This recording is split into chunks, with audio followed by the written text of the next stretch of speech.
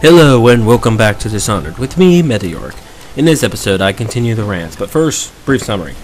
Okay, as I said last time, the difference between good and evil route is slightly more guards on the...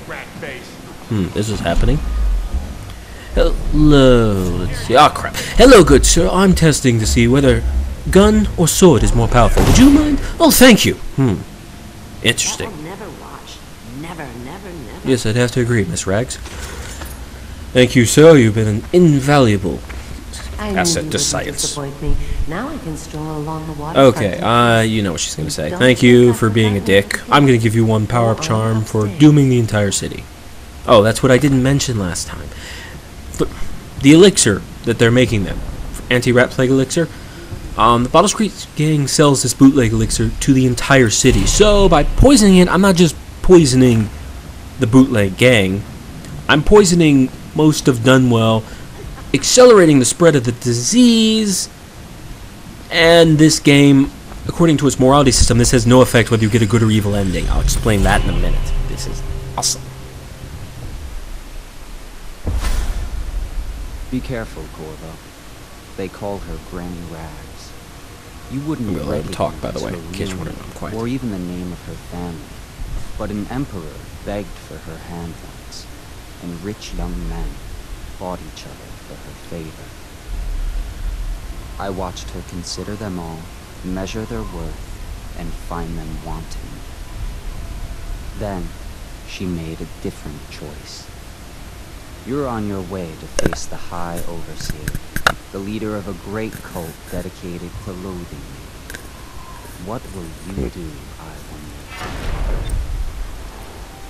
Okay, like last time, basically I was saying that if you go the evil route, there's slightly more guards and rats, and you get a spontaneously bad ending. The opposite is true for a good route. Also, you can't use the majority of your magics. I wonder if I can take her stuff.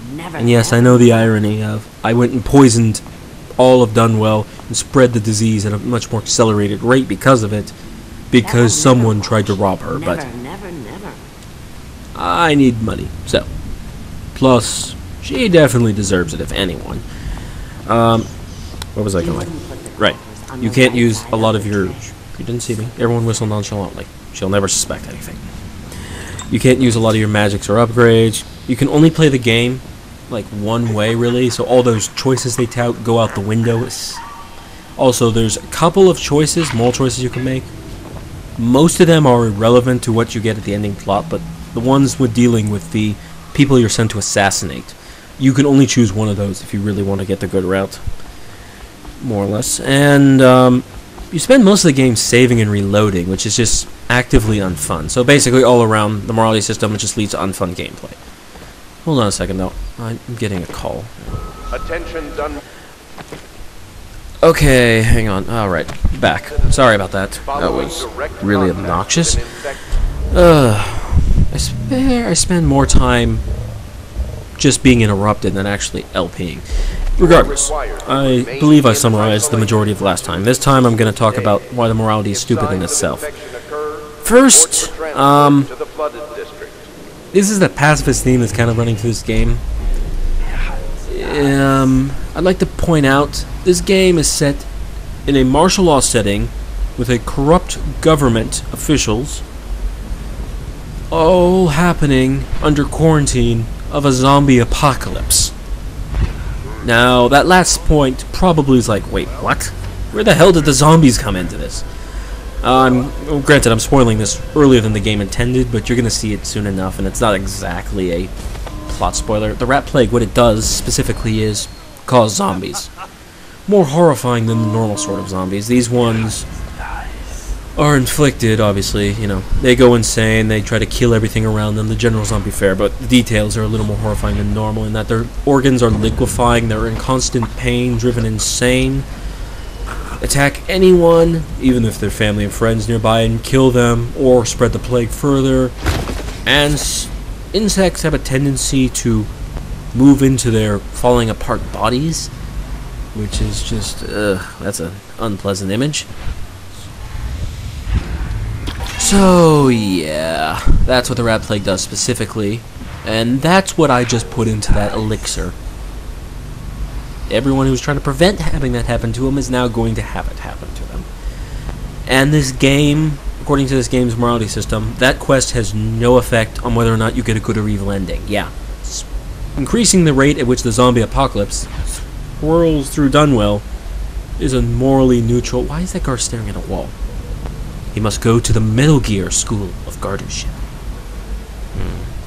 Many great guards have gone there. Most quit in about a week because they realized the education was retarded and wanted to get a decent one for being an actual guard. They rarely put that in their brochure, though. Regardless. So, why is spreading the plague not give you any evil points? Well, because this is how the evil points in this game work. You kill a maid, you get 1 evil point. Okay, that's completely understandable. Why would you kill an innocent civilian? It totally warrants an evil point.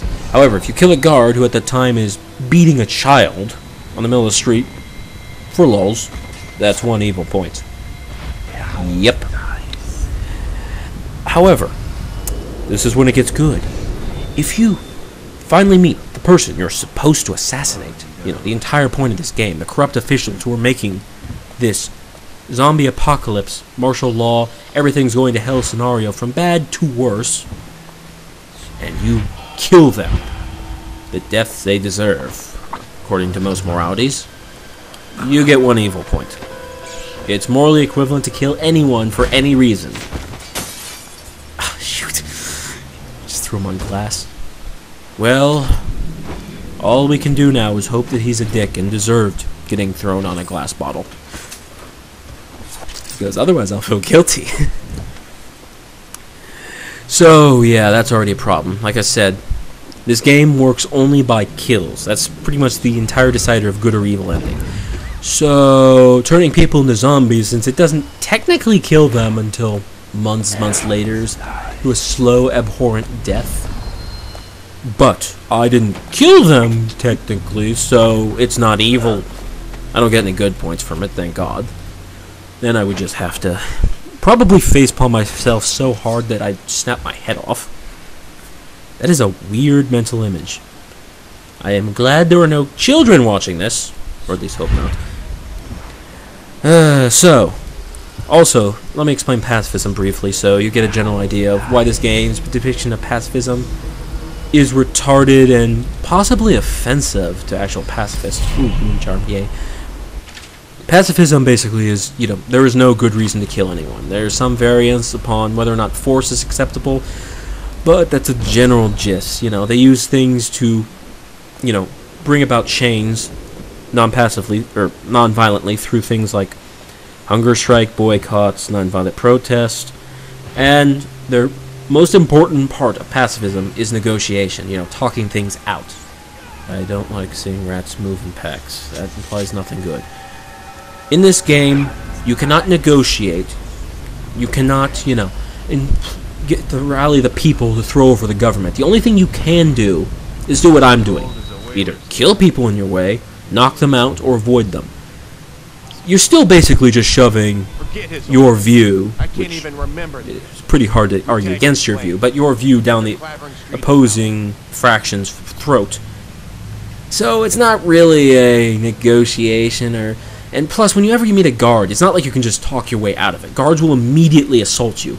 And you will have, like I've mentioned before, very little ways of actually non-lethally dealing with them. So already, you're trying to pro-pacifism without having, some of the most important abilities a pacifist has. Which is... Where the hell did the guard go? Okay, I'm hoping nothing bad happens. And then there's the non-lethal ways to deal with the villains. There are non-lethal ways to deal with every villain in this game. The first one, the one I'm going to see, you can get him brand a traitor to the religious organization that he's the head of, and he'll get exiled. Okay, that's a pretty decent one, but some of the later ones are just insane. Like, they're even worse than just outright killing them. Like, for example, a later target, you can get her married to someone that she has no interest in, force her to marry. That's your way to get rid of her. And it's implied, so many unpleasant things I'm not going to say, but you can guess. Hold on, I'm going to save. Just give me a second. Okay, done saving. But the worst one is the non-lethal way of dealing with the next target. You basically do a favor for a criminal, and then he promises that he will deal with those next targets non-lethally. How? He'll kidnap them from their home, cut out their tongue, sell them into slavery, ironically enough, into their own minds, and then it says that they'll be worked probably 18 hours a day until they drop dead of exhaustion, miserable, alone, and beaten constantly. That is the non-lethal way, and the morally correct way, according to this game's morality, of dealing with the situation. Unlock me and I'll buy you a drink in a couple of days. Yeah, it's really screwed up, and this is still going to take one more episode. Sucks. I was really hoping to get it done before I got into the High Overseer's office. Oh well, not a big deal. By the way, this is a guy we were sent to rescue who was a mole inside the Overseers, a religious organization, like I said before, ironically dedicated to opposing the outsider, who were using his magic to kill their leader. Granted, he didn't tell us to do that. That's why I like him so much. He's pretty much an indifferent troll. One of the more interesting characters in the game, and probably the only one I want to see in a sequel. Heck, I'd be fine if they didn't even take it back to Dunwell. Okay, and he's also mentioning we're gonna help someone's uncle. I don't want to talk about it. Don't bring it up. In the next episode, I finally finished this rant, and I'm just gonna enjoy the game for the rest of it. I'm not trying to make this game sound like it's bad. I just like to talk about some of the issues, so if you ever intend to buy it, you'll know about it. And this guy's talking about branding. That's what I was mentioning earlier. You can get the High Overseer kicked out of his own organization, but we're not going to do that. So, see you next time.